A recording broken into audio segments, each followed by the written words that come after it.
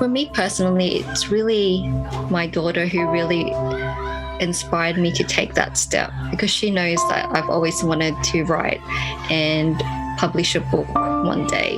But when I saw the emotions that day that she, leaned on me for support, I just knew that it was time for me to actually not be scared and be the protection that she needed. So that's when I wrote the book. I didn't hesitate then.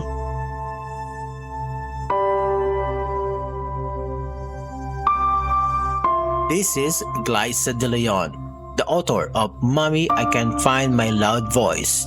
It's a heartwarming story about a little girl who struggled to find her loud voice at school.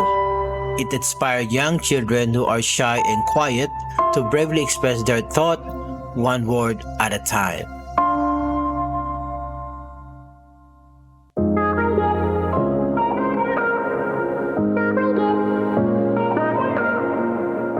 I'm Miko Santos, founder of Kangaroo Firm Media Lab and Guerrilla Podcast Syndicate, and creator of Pod Fiesta Community. This is Filipino-tastic, a podcast show about Filipino diaspora and their stories that will inspire others to make an impact to our community.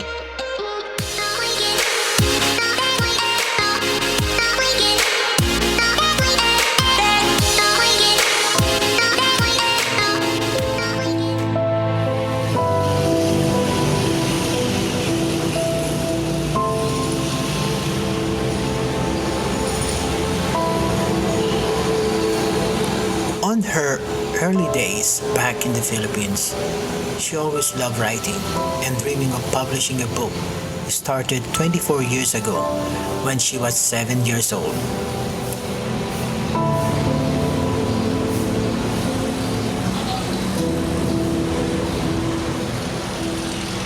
So I was originally from Bataan in the Philippines, and my parents moved here to Australia when I was 1. I moved with my siblings, and I basically grew up in Western Sydney. So I guess I always had the Filipino influence because my parents still spoke to us in Tagalog, and we still went back home every 2 years. So pretty much writing is something that I've always enjoyed doing since a child, and it carried through all the way to adulthood.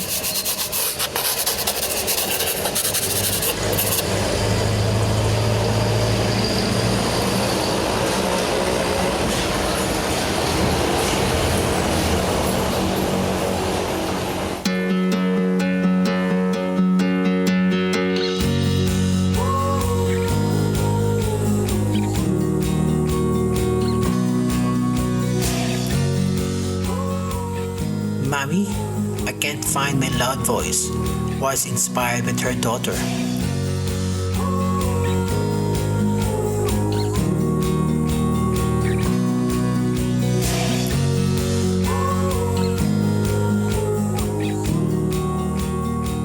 So with this, my daughter inspired me to write this story. So she actually came home from school one day and she told me she couldn't find her loud voice at school. So she was crying and she was struggling to figure out what was wrong. And because we both love to read together, it was an easy solution for me to write a story for her to be able to cope and understand her emotions at the time. So from there, I wrote my first manuscript. And after I read it to her, she said, Mummy, you have to turn this into a real book so that other kids like me can read the story and feel a sense of comfort as well. And that's basically where my official writing began. And from there, it's been such a privilege to be able to share my work with other children.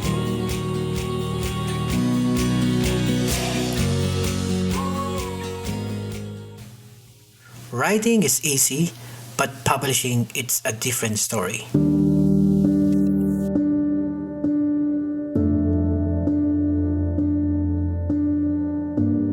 So initially, I was trying to seek a traditional publishing route.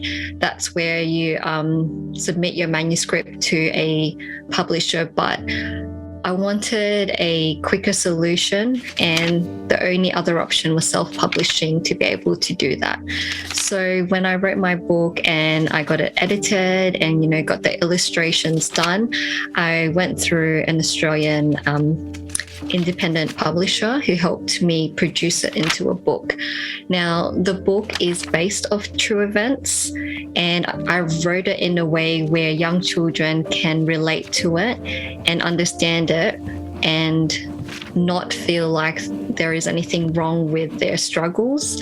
And it sort of inspires them to build that bravery, even as the book says, just one word at a time.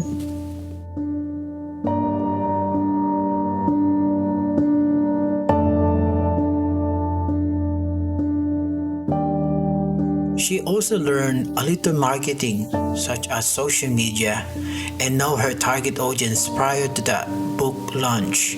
She asked an independent publisher to help her and write the book that children can understand.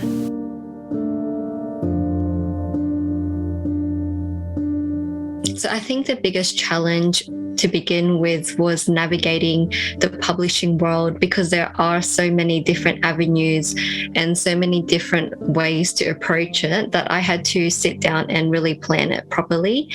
I also had to build up momentum before releasing it, because a book is only a book unless it's shared and people want to read it. So I had to build my social media network prior to the launch and build genuine connections with my audience. And from there, I was able to really define who the book is for. And once the book was released, that's why I was able to share it quite, I guess, successfully with people. Yeah.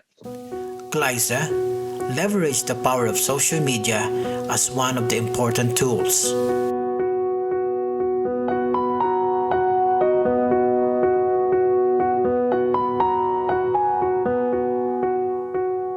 I think in this current day and age, social media is something that many people do turn to, and it's such an easy platform as well to be able to share your story, share photos of your journey, and really target your market. So through Instagram and Facebook mainly, and building a website for SEO are the three main things that I use. But I find that you do build genuine connections with people through these avenues, and these are the people that you want to share your book with.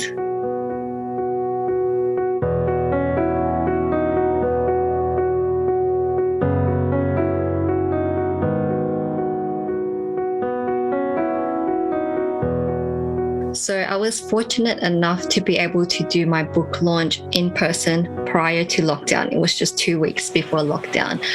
And because I have always built my sort of business around the online and presence, that wasn't so much a challenge, as I don't really do, I guess, markets or sort of face-to-face with selling the book. So I think it was just continuing to build on the marketing side, all online, and have to cancel any sort of in-house book events, where like a physical bookstore, for example. And one other big challenge is that a lot of bookstores at the moment, because of the pandemic, aren't taking new books in just because of the current situation. So I've had to really market my book to different audiences, so schools, clinics, pathologists, things like that, where they are still able to get copies of my book.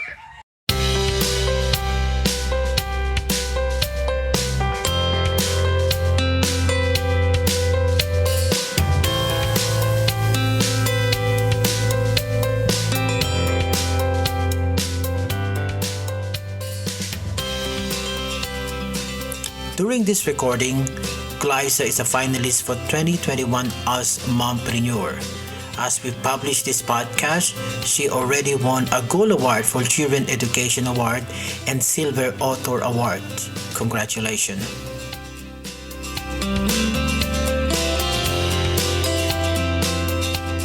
So I'm a finalist for the Mompreneur Author Award for New South Wales and ACT, and for their People's Choice Award for the children's education making a difference. To me, I was nominated for those awards, and although I'm a new author, the reason why I accepted the nomination is because I feel that unless you go for it, then you'll just never know. And it's my way of building the credibility as an author, and just to be more known out there. But to me, success isn't, winning an award or coming first place in these things. To me, success is setting goals and successfully ticking each one. So I always set myself little goals that lead to a much bigger goal for my business and myself personally.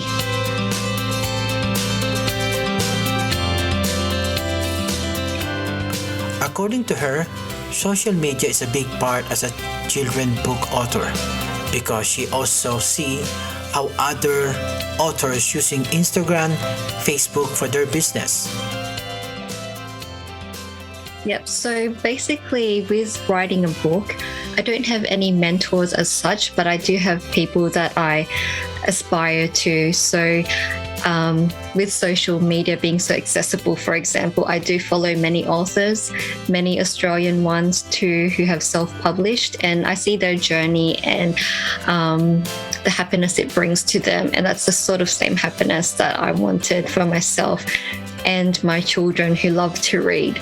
So to me, I am just always looking at authors, celebrating with them, and anticipating that I'm able to also one day, reach those steps.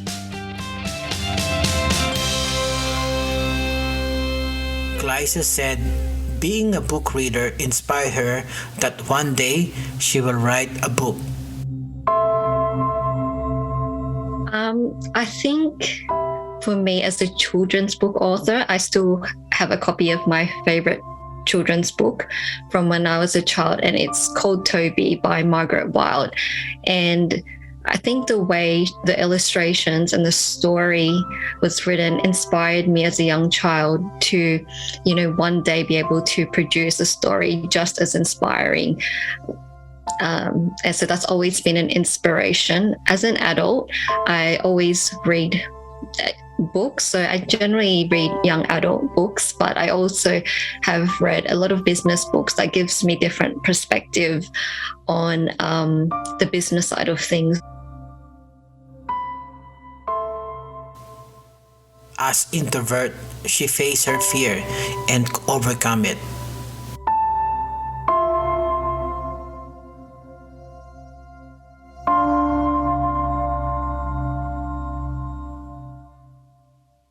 So I'm actually quite an introvert myself too. I've been one my whole life, and it's really only the last couple of years when I started my business, because I do own another business where I had to learn to crawl out of my shell. But what I've learned is your writing is only good on paper for yourself, but if you don't share it, then no one will ever know about how great you are as a writer, or they will never know that story that could inspire them in many different ways. So being able to share my story and, face my fears of speaking in front of people, or, even if it's not a large crowd, I feel that it's showing my children that you are capable of more than you think you are, and it's okay to be scared, but it's also okay to face your fears and be brave. As introverts usually do have a lot on their mind, but those ideas are usually fantastic and so inspirational that their voices really do need to be heard. She dedicated her book to children who experience struggle to find their loud voices, especially in a school setting.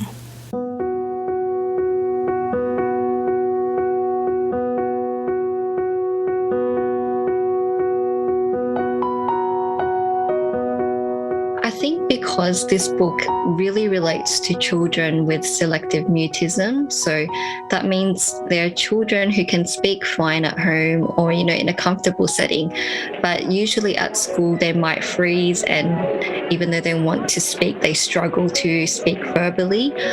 So a lot of teachers and parents who have students like this and children like this really found a common ground, and it's helped them cope as well as their children. So as well as these kids, it also allows the more outspoken children to have empathy and understand why sometimes there's more to these kids than just being shy.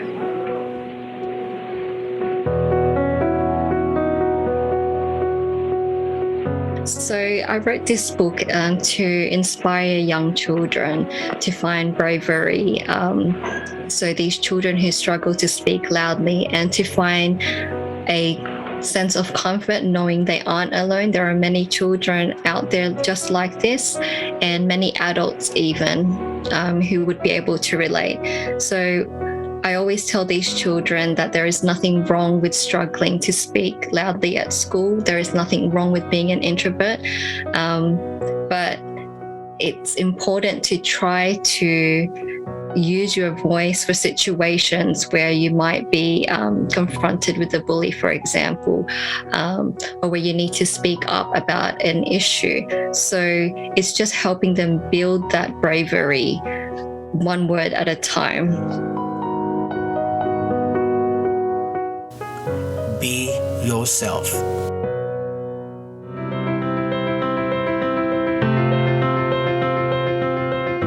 I think my word of advice would be, don't worry about what everyone will think, and don't have the fear of failing.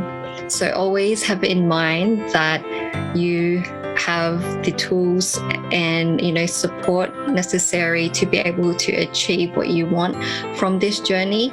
Just don't doubt yourself, because the minute you doubt yourself, that's when things will be on hold or be delayed. So always move forward, even if it's just one step at a time, but just keep moving forward.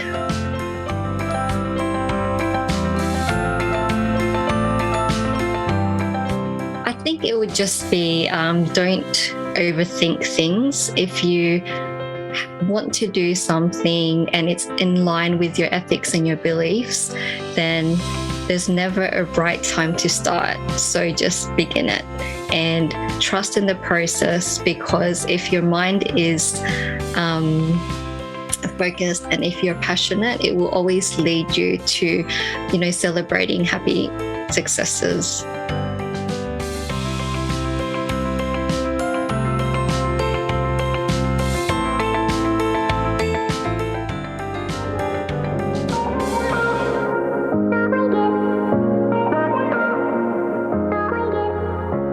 Hey, thank you again for spending your valuable time with me today. I truly respect your time, so I hope this was valuable to you. And if you're a new listener, then thank you for checking out the show. Subscribe to your favorite podcast apps like Apple Podcasts, Spotify, or Google Podcasts. This episode was written by me and produced by Kangaroo Fern Media Lab. Music in this episode by audiohero.com. Sound effects by freesound.org. Edited by Jaime Barra. Sound design by Ivan Santos. And special thanks to Glaiza de Leon for the interview. And see you again for another episode of Filipino-tastic.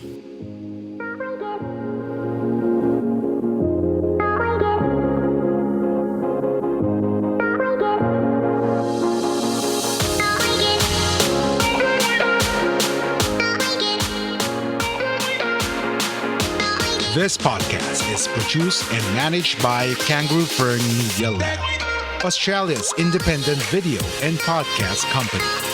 We do the podcasting hard bits so you don't have to. We make podcasts easy. Book a call at www.kangaroofern.com. www.kangaroofern.com.